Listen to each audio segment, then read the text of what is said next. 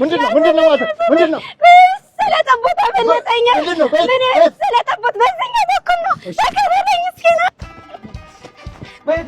በዚህ ጋር ነው የሮጠው በዚህ ነው ነው ደርሰናል የት አለ ይሄ ጠቦቴ ይሄው እና ጠቦቴ እንዴ